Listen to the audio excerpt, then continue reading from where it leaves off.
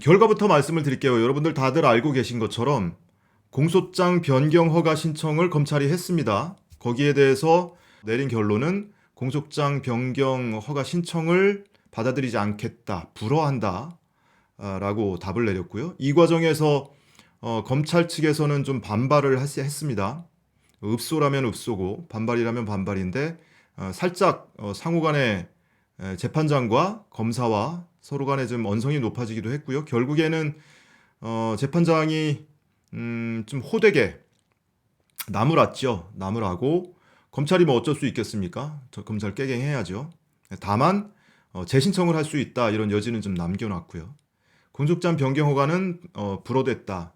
그리고 제가 추가로 이제 말씀드릴 내용은 오늘 재판 내용 중에 가장 눈에 띄는 부분이 재판부에서 검찰의 수사 관행, 그러니까 편법적인 수사 관행, 그리고 피고인 측의 방어권이 제대로 보장되지 않을 정도의 검찰의 꼼수, 뭐 이런 것들을 재판장이 훤히 꿰고 있으니까 그걸 사전에 다 차단을 했습니다.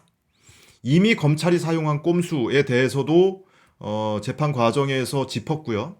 그리고 향후에 검찰이 사용할 수 있는 꼼수에 대해서도 한 서너 가지를 미리 다 차단을 했어요. 그 부분이 저는 가장 눈에 띄는 부분이었습니다.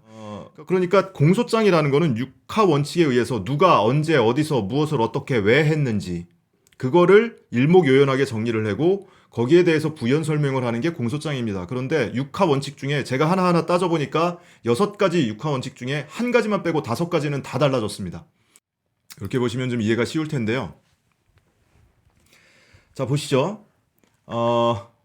변경 전 빨간색 바탕에 쓰여 있는 글자가 변경 전 9월 6일에 최초 공소 제기할 때의 공소 사실입니다.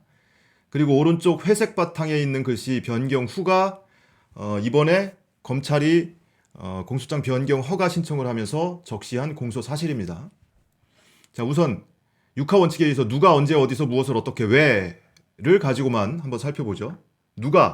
누가는 뭐 피고인은 당연히 정경심 교수인데 공범에 대한 주어가 있어야 될 거 아니에요. 변경 전에 최초 공소장에는 성명불상자 등과 공모했다고 했습니다. 공범을 성명불상자로 적시를 했었는데 특정하지 않았죠. 변경된 공소장에는 조국과 정경심 교수의 딸, 조국 교수의 딸을 공범으로 적시를 했습니다. 달라졌죠. 공범의 주어가 달라졌습니다. 그리고 언제 이 범행 일시, 그러니까 위조 일시가 변경 전 공소장에는 2012년 9월 7일 경이라고 특정을 했었죠. 그래서 공소시효가 도과되기 전에 기소를 하겠다면서 2019년 9월 6일 자정이 가까운 시각에 기소를 했었습니다. 그런데 이번에 달라진 일시는 2013년 6월로 변경이 됐습니다. 이 내용은 이미 많이 알려진 내용이죠. 어디서를 보면 변경 전 공소장에는 경북 영주시에 있는 동양대 사무실에서 위조를 했다고 했습니다. 그런데 이번에 변경된 거는 서울 서초구의 방배동이죠. 조국 교수 자택이 방배동 거주지에서 위조를 했다고 변경이 됐습니다. 달라지지 않은 한 가지는 무엇을입니다. 죄명과 적용 법조 그리고 표창장 문안 그건 달라질 수가 없는 거죠. 어떻게 해도 달라졌습니다. 위조의 방식, 방법 변경 전 공소장에는 직인을 임의로 날인했다고 했습니다. 동양대 총장 명의의 직인을 임의로 날인했다. 달라진 공소장에는 조국 부부 아들의 표창장을 스캔을 해서 직인을 오려서 워드 프로그램으로 옮겨서 뭐 프린트를 해서 어쩌고 저쩌고 이런 디지털 작업을 했다는 거예요. 한마디로. 그러니까 변경 전에는 아날로그식으로 도장을 찍었다는 거고 변경 후에는 컴퓨터로 작업을 했다. 스캔하고 그러니까 스캐너 그리고 뭐 이미지 작업하려면 이제 포토샵이 있어야 될 것이고 또 워드 파일 그 프로그램이 있어야 될 것이고 뭐 이런 등등의 디지털 작업을 했다라는 것이고요. 그러니까 범행 방식 자체가 완전히 상이하죠. 그리고 왜 했느냐? 이것은 이제 위조의 목적인데 목적도는 이제 동기가 왜 해당이 될 텐데요. 변경 전에는 국내외 유명 대학원에 진학할 목적으로 진학하기 위해서 이렇게 기재되어 있는 것이 변경 후에는 서울대 의전원에 제출하기 위해서 이렇게 변경 후에는 범행의 목적이 달라졌습니다. 그러니까 누가 언제 어디서 어떻게 왜가 전혀 다른 공소 사실이에요. 빈 프로젝트를 재판부에서 띄워놓고 검찰이 최초 기소한 공소 사실 그리고 변경 신청한 공소 사실 공소장 내용 그 내용을 비교를 하면서 판사가 하나하나 짚었습니다.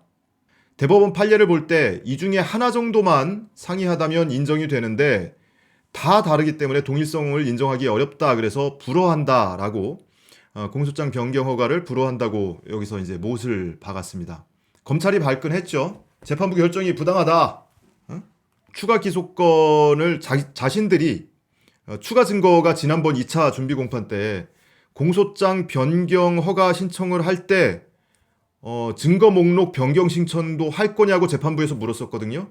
근데 현재로서는 없습니다. 증거 목록에 추가할 내용은 없습니다라고 했어요. 그런데 오늘 추가로 증거 목록을 들고 와서 냈습니다. 그 재판부에서 물은 거죠. 아니, 이 증거 목록을 왜 내냐? 이거는 공소장이 변경 허가됐을 경우에 변경된 공소 사실을 뒷받침하는 증거 목록 아니냐? 변경 전에 그 공소 사실을 뒷받침하는 증거 목록이 아니지 않느냐? 이걸 뭐 하러 내냐? 이런 취지로 물은 거죠. 그랬더니 검찰이 자, 이 부분 이 대목 되게 중요하게 저는 봤는데요. 기소 전에 확보한 거다. 그리고 다만 공범 수사를 위해서 증거 목록에 포함시키지 않고 갖고 있었던 게 있었다라는 취지로 얘기를 했습니다. 그 직전에 또 검찰의 발언은 뭐였냐면 기소 후에 의전원 입학 사정 업무 방해 등 수사 과정에서 사문서 위조를 뒷받침하는 증거를 충분히 확보했다. 사건이 병합되는지 여부를 듣고 제출하려고 했던 거다. 이제 판사가 왜 내냐 했더니 이렇게 둘러댄 겁니다. 그런데 지난번에 공소장 변경 허가 신청을 할 때 증거 목록 변경은 추가할 거는 없다고 했었거든요, 분명히. 근데 오늘 이거를 또 들고 나온 거예요. 그러니까 아마 이 증거 목록에는 이런 게 있었겠죠. 이후에 그러니까 컴퓨터 파일로 작업을 했다고 했으니까 컴퓨터에서 발견될 뭐 직인 파일이라든지 표창장 사본이라든지 뭐 이런 증거들 물적 증거들도 나온 게 있지 않겠습니까? 또는 참고인이나 피의자 진술 조서도 포함되어 있을 수 있겠죠. 아무튼 이 증거 목록을 한 페이지로 보였는데 그거를 제출을 했습니다. 그런데 여기서 저는 검찰이 거짓말을 하고 있다고 생각을 했는데요. 뭐냐면 검찰이 처음에는 기소 후에 의전원 입학사정 업무 방해 이 업무방해 사건 수사하는 과정에서 사문서 위조를 뒷받침하는 증거를 확보했다라고 했어요. 추가로 확보했다는 거죠. 그래놓고 바로 뒤에는 판사가 그러면 변경 전에 공소사실하고는 무슨 관계냐 이 증거 목록이 라고 물었더니 또 말이 바뀌어요. 기소 전에 확보를 했는데 공범 수사를 위해서 가지고 있던 증거가 있다. 이렇게 얘기를 한 겁니다. 저는 이게 거짓말이라고 보는 거예요. 그 지금 화면 보시면 위조 장소가 어디서가 변경 전 공소장에는 동양대 사무실에서 했다고 돼 있어요. 그런데 변경 신청한 공소장에는 서울의 방배동 거주지를 범행 장소로 특정을 했습니다. 그런데 방배동 거주지를 압수수색한 게 언제입니까, 여러분? 1차 기소하고 나서 1차 기소한 게 9월 6일이었어요. 그러고 2주 지나서 9월 23일에 조국 장관 자택을 압수수색했습니다. 자, 당시에 11시간 압수수색했다고 짜장면을 먹었네, 한식을 먹었네 하면서 11시간 압수수색했다고 한참 시끄러웠습니다. 근데 아까 지금 그 파일 있잖아요. 직인 파일이라든지 이런 것들은 위조 장소가 자택으로 바뀌었기 때문에 자택 컴퓨터에서 나왔다는 얘기 아닙니까? 이거는 자택을 압수수색을 통해서 그 증거를 확보했다면 자택 압수수색은 9월 23일입니다. 1차 사문서 위조 혐의로 기소한 뒤에 2주 뒤에 압수수색을 통해서 확보한 거예요. 그러면 공소 제기 이후에 강제 수사를 통해서 확보한 물적 증거잖아요. 그 원칙적으로 증거로 채택될 수 없는 거 아닙니까? 그런데 검찰은 오늘 말이 왔다 갔다 한 거예요. 기소 후에 의전원 입학사정 업무방해 혐의를 수사하는 과정에서 사문서 위조 혐의를 입증할 수 있는, 뒷받침할 수 있는 증거를 충분히 확보했다라고 얘기를 했다가 판사가 그럼 변경 전 공소사실과 무슨 관계 있냐? 공소세기 이후에 확보한 압수 물건이라면 무슨 관계가 있어서 그걸 내려고 하냐라고 얘기를 했더니 검찰이 말이 바뀐 거예요. 기소 전에 확보한 증거가 있습니다라고. 자, 그래서 어쨌든 결과는 재판부에서는 동일한 사실인지 여부에 대해서 검사하고 지금 언쟁이 오갔고요. 그 과정에서 재판부가 좀 호통을 쳤습니다. 재판부 지시에 따라달라. 그러면서 재판부마저도 법원도 지금 내리는 결론이 틀릴 수도 있다. 틀릴 수도 있다라고 인정을 하고 그래서 2심, 3심, 항소심, 상고심이 있는 거니까 검찰도 니들 말이 무조건 옳다고 무조건 정의라고 절대 선이라고 주장하지 말고 재판부 결정에 불복을 하면 항소하고 상고하는 절차가 있으니까 항소하고 상고 통해서 다퉈봐라. 왜 여기서 뜻을 굽히지 않고 자꾸 고집을 피우냐 이런 거죠. 그래서 검찰이 좀 쩔쩔맸습니다. 결국에는. 오늘 지난번 2차 준비 공판 때와 달라졌던 점 중에 하나가 지난번 2차 준비 공판 때는 검사가 3명이 들어왔어요. 법정에. 오늘은 4명이 들어왔습니다. 지난번 3명 중에 1명이 빠지고 2명이 추가로 들어왔어요. 이 2명이 오늘 재판부에 많이 악유를 했습니다.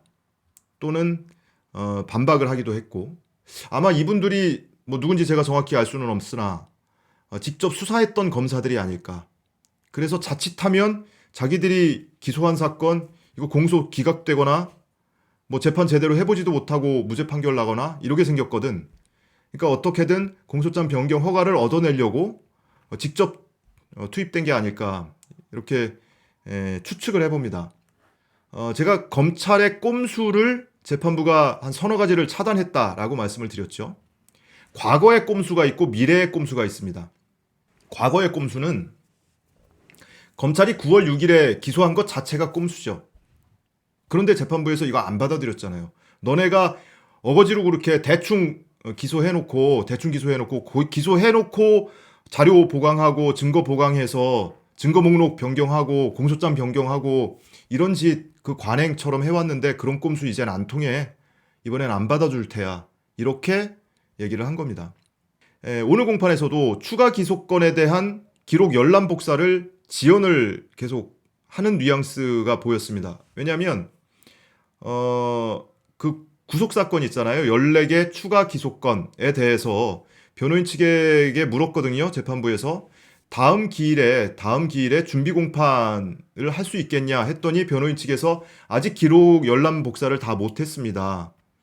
2개 법무법인이 지금 선임이 돼 있는데 2개 법무법인 직원들까지 동원을 해서 열람 복사를 하고 있는데 검찰에서 자료를 받아다가 거기에 개인 인적 사항이라든지 이런 개인 정보에 해당되는 부분들을 다 가린 부분을 이렇게 가려놓고 검찰에 제출을 하면 검찰이 그거를 복사해라. 그러면 그걸 복사해가지고 가져온다는 거예요. 그러니까 왔다 갔다 와야 되니까. 그렇게 얘기를 했더니 재판부에서 아니 그걸 왜 변호인 측에서 해요? 검찰이 해줘야 되는 거 아닙니까? 그 말도 안 된다. 지금 한 달이 지났는데 기소한 게 11월 11일이란 말이에요. 추가 기소한 게. 그런데 아직도 지금 열람 복사를 못해서 준비 공판마저도 못하고 있다라는 게 말이 되냐. 이번 주 안에 다 해줘라. 검찰에서 열람 복사 이번 주 안에 다 마칠 수 있게 해줘라. 그렇지 않으면 재판이 이렇게 한없이 길어지면 지금 피고인은 구속이 돼 있는 상태란 말이에요. 그런데 준비 공판조차도 못해. 피고인을 인신을 구속해 놓은 거잖아요. 신체의 자유를 박탈해 놓은 상태입니다. 구속이라는 거는. 그 상태로 한정없이 지연할 수 없으니 보석 허가 여부에 대해서도 검토를 하겠다. 피고인 측에서 한번 검토해봐라. 이번 주 안에 열람 복사가 안 되면. 재판부에서 먼저 보석 얘기를 꺼낸 겁니다. 그러니까 이 3차에 걸쳐서 1차 공판 준비 기일, 그리고 2차 공판 준비 기일, 또 오늘 3차 공판 준비 기일에 거쳐서 검찰이 재판을 지연하려는 시도를 끊임없이 해왔고, 그거를 재판부에서 계속 제동을 건 겁니다. 그리고 오늘 완전히 못을 박은 거예요. 그리고 두 가지 꼼수를, 또 한 가지 제가 차단을 했다고 말씀드렸잖아요. 공판 중에 기습적으로 증거 제출하는 것을 미리 차단을 했습니다. 공판 준비 기일 이전에 확보하고 있음에도 증거를 확보하고 있다가 제출 안 하고 있다가 공판 기일에 기습적으로 제출하면 허용할 수 없다, 기각하겠다라고 못을 박았고요. 기소 후에 참고인 진술 조서를 증거로 제출할 경우에 이건 역시도 원칙적으로 불허하겠다, 이렇게 얘기를 했습니다. 그러니까 검찰이 아까 말씀드린 것처럼 법정 영화에서 보듯이 뭐 짠하고 증인이 나타나고 짠하고 뒷주머니에서 증거 꺼내 들고 이런 거 실제 법정에서는 별로 없습니다. 간혹 있는데 그런 경우에 왕왕 인정이 되기도 한단 말이에요. 그런데 이번 재판부에서는 준비 공판에서 증거 목록으로 제출하지 않은 증거를 본 재판 진행 과정에서 갑자기 꺼내든다, 그럼 그거 인정 못한다, 기각하겠다라고 못을 박았고, 9월 6일에 사문서 위조 사건으로 기소해놓고 또는 11월 11일에 14개 혐의로 기소해놓고 이후에 강제 수사를 통해서 확보한 물적 증거, 그리고 참고인이나 피의자 진술조서, 이거 증거로 인정 못해 라고 못을 박았습니다. 그러니까 검찰이 쓰고 있는 온갖 꼼수를 재판부가 다 사전에 지금 차단을 하면서 가는 거예요. 그러니까 검찰 입장에서 얼마나 오늘 패닉이었겠습니까? 제가 오늘 방송 내용은, 라이브 방송 내용은 핵심만, 엑기스만 좀 축약을 해서 파일로 다시 한번 올려드리겠습니다. 혹시 축약본 보신 분들은 라이브 방송 원본도 그대로 풀버전 올려놓을 테니까요. 좀 자세한 내용이 궁금하신 분은 원본 풀버전을 다시 한번 보시기 바랍니다.